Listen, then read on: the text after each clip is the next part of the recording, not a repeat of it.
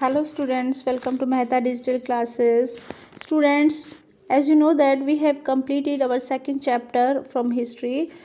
Our second chapter was from hunter gatherer to farmers. Okay students, and today we are going to solve some exercises of this chapter. Okay, आज हम इस chapter की कुछ exercises है वो complete कर लेते हैं. ठीक है. Okay student, let's start the topic.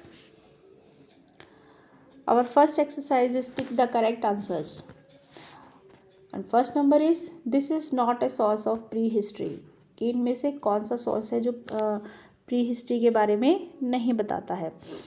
Bones, tools, sculptures, cave painting. ठीक है, तो बोन्स भी हैं, राइट है, टूल्स भी बताते हैं हमें, केव पेंटिंग्स भी. तो इसका आंसर कि कौन सा सोर्स है जो प्री हिस्ट्री नहीं है वो है स्कल्पचर. ठीक है, स्कल्पचर क्या है, प्री हिस्ट्री नहीं है. तो सी इसका क्या होगा, right answer. Second, the cave and rock art emerged in the. Cave और रॉक आर्ट जो है वो कौन से टाइम में एमर्ज हुई थी. तो ये इसका middle palaeolithic age, upper palaeolithic, lower palaeolithic, mesolithic. तो इसका होगा middle palaeolithic age is the right answer. Okay, then third number is this was not a plant cultivated in the earliest Neolithic period. Earliest जो नीलोथिक period है, कौन सा plant है जिसकी cultivate नहीं किया गया था उस समय. ओट्स है, तो ओट्स भी किए गए थे, बैरली भी की गई थी, व्हीट भी किया गया था. तो बचा कौन सा है, कॉटन. कॉटन की जो फार्मिंग है वो बाद में स्टार्ट हुई थी. ठीक है, तो the right answer is our cotton.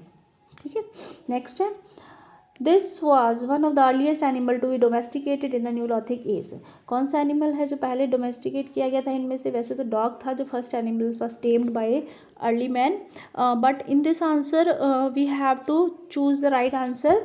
Answer option number B, sheep.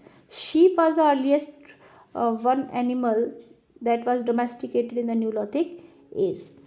क्योंकि इनमें से ऑप्शन चूज करना है तो राइट आंसर हमारा क्या होगा, बी, sheep. Okay, next है fifth number. This was not a material use to make tools in the neolithic age. इनमें से कौन सा मटेरियल है जो न्यूलिथिक एज में यूज़ नहीं हुआ था क्या बनाने के लिए, for making tools. Okay, bone was used, would was used and stone was used. This one metal was not used. Okay, जो मेटल है वो यूज़ नहीं हुआ था. ठीक है, क्या बनाने में, टूल्स बनाने में. Okay, then our answer is D, metal. Now fill in the blanks. Our first blank is dash tools were use for scraping and slitting. कौन से टूल्स है स्क्रैपिंग और स्लिटिंग में यूज होते थे, द फ्लेक टूल्स. कौन से tools, flake tools है वो यूज होते थे. Second is the dash was the most important invention of neolithic age. Most important जो इन्वेंशन की बात करें that was invention of wheel. Okay, तो second answer is our wheel.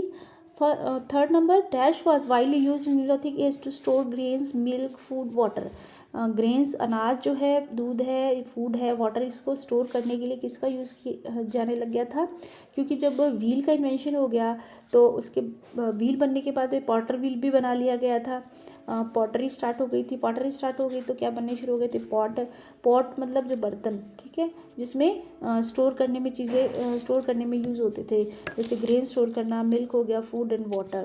That answer is pot. Fourth number is terracotta figures are distinctive findings at neolithic sites of. Terracotta के बारे में कहाँ Neolithic sites है, कौन सी साइट से पता चलता है, Mehrgarh. Okay, the answer of this blank is Mehrgarh. Fifth number, dash is the most famous rock painting site. सबसे famous rock painting site India में कौन सी है, दैट इज भीमबेटका. ये हमने चैप्टर पढ़ा था तब भी हमने इसके बारे में बात की थी. Okay, Bhimbetka is the right answer. Then next is our true and false.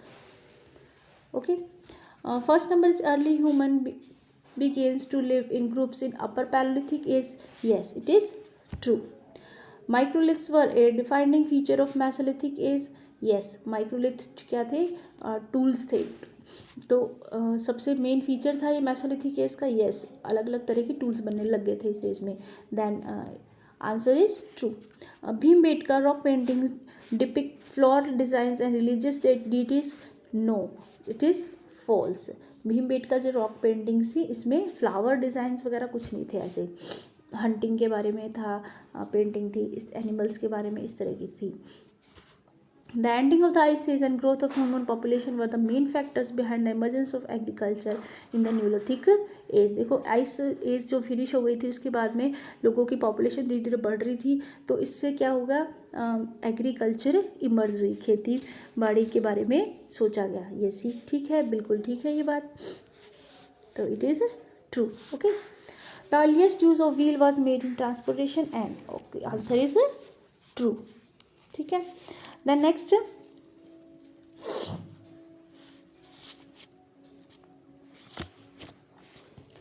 is our match the columns.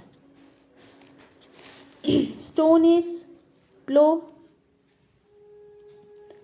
sickle, mortar and pestle, bone tools, wooden implements, scales, grinding grains, fishing hook, sewing needles, plow, chopping, digging, farming। Okay, the first is stone, axe, plough, sickle, तो इसको हम match करेंगे first को ई से। Okay, farming में use होते थे ये जो टूल्स थे, ये टूल्स के टाइप है। ठीक है, तो जो स्टोन एक्स थी, प्लो, सिकल, ये फार्मिंग में यूज़ होते थे। मॉर्टल एंड पेस्टल, इसको हम मैच करेंगे ऑप्शन ए से, ग्राइंडिंग ग्रेन्स को ग्राइंड करने में। बोन टूल्स किस में यूज़ होते थे, फिशिंग हुक्स और स्विंग निडल, सुई बनाने में और फिशिंग जो हुक्स बनाने में, फिशिंग करने वाली जो हुक बनती थी, जो कांटा बनाया जाता था मछली पकड़ने वाला। Then fourth is wooden implement, तो वुडन जो इम्प्लीमेंट है वो किस में काम आते थे, प्लो में, हल बनाया गया था इसका। कैल्स किस में वर्क काम आते थे, चॉपिंग एंड डिगिंग। ओके, तो ये हमने कुछ एक्सरसाइजेस आज की कंप्लीट कर ली हैं। जैसे सबसे पहले तो हमने टिक द ये करेक्ट आंसर्स किए थे, और इसके बाद फिल इन द ब्लैंक्स हो गई है हमारी, ट्रू फॉल्स भी हो गए हैं, ये मैच द कॉलम्स भी हो गए। ठीक है, you have to write down this all exercises in your notebook and learn also. Okay students, thank you. Next जो हमारा चैप्टर होगा वो नेक्स्ट क्लास में स्टार्ट करेंगे। Okay, thank you and have a nice day.